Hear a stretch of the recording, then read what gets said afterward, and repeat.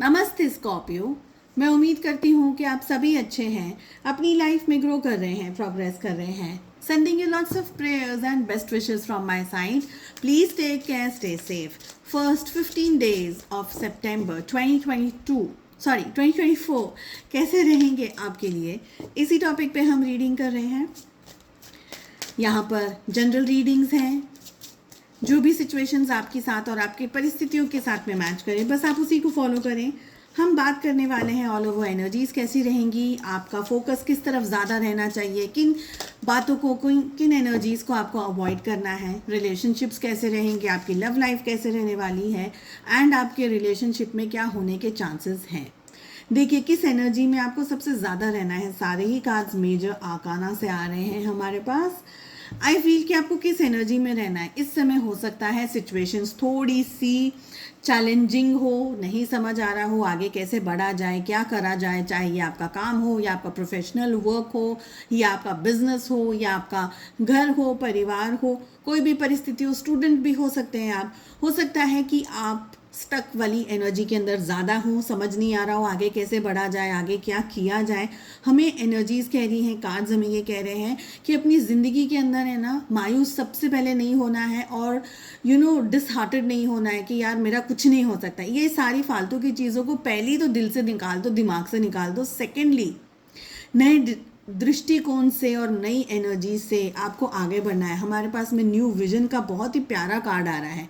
ये एनर्जी हमें कह रही है कि जब 10 दरवाजे बंद होते हैं ना, तो कहीं ना कहीं एक दरवाज़ा खुला होगा।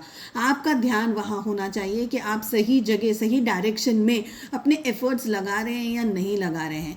जब हमारी ज़िंदगी में हमारे सामने बिल्कुल अंधेरा छा जाता है तो क्या हम रूम में चलना शुरू कर देते हैं? नहीं, हम बहुत सहजता से, धीरे धीरे, शांति से, फोकस कितना होता है अंधेरे में आपका कि यार कहीं मैं गिर ना जाऊं, कहीं मुझे लग ना जाए, है ना। तो फोकस्ड उतना बढ़ा करके आपको रखना है।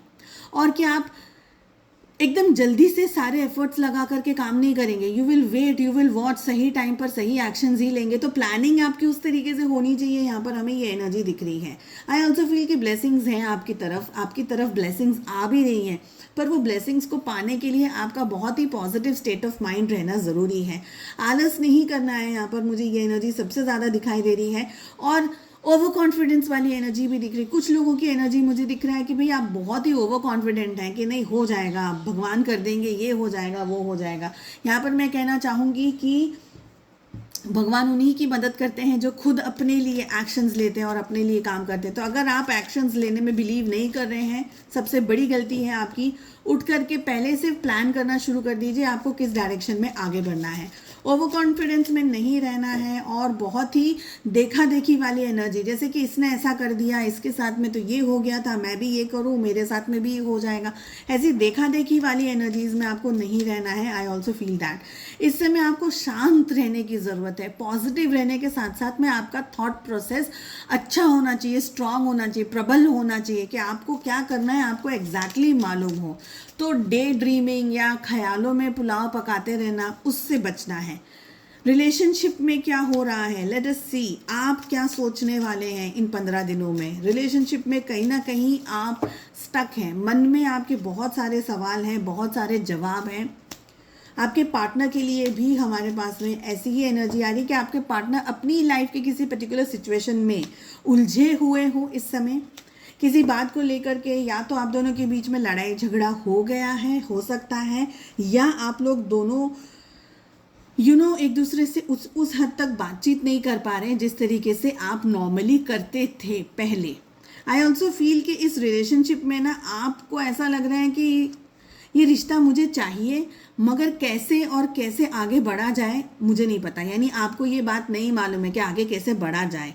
आई ऑल्सो फील कि आप रिश्ते से ज़्यादा इस समय खुद की मेंटल हेल्थ के ऊपर, पॉजिटिविटी के ऊपर, अपने ऊपर, चाहे अपने काम को लेकर के, चाहे आप खुद के मन की शांति को लेकर के ज़्यादा काम करेंगे। मुझे लग रहा है कि आपके पार्टनर ने कहीं आपका दिल दुखाया है, आपको हर्ट किया है, आपको चोट पहुंचाई है, या वो अपनी लाइफ में किसी बात को लेकर के स्टक हो गए हैं। तो आपको ये लग रहा है कि यार मेरे पार्टनर का फोकस हट गया है, वो शायद उनकी लाइफ में कोई और आ गया है, या आपके मन में ऐसे भी विचार आ रहे हों। आई फील कि ये समय रिलेशनशिप में हिम्मत की ज़रूरत है, स्ट्रेंथ की ज़रूरत है। प्यार है तो उसको एक्सेप्ट करने की ज़रूरत है, उसको दिखाने की ज़रूरत है।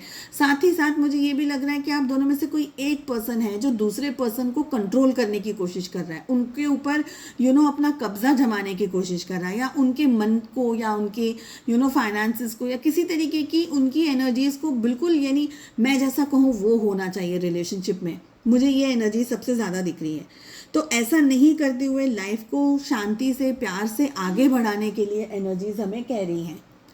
चलिए, मैं उम्मीद करती हूँ आपको ये रीडिंग पसंद आई। I wish you all the very best. हम मिलते हैं नेक्स्ट रीडिंग में। अपना ध्यान रखिएगा। Take care. Bye bye.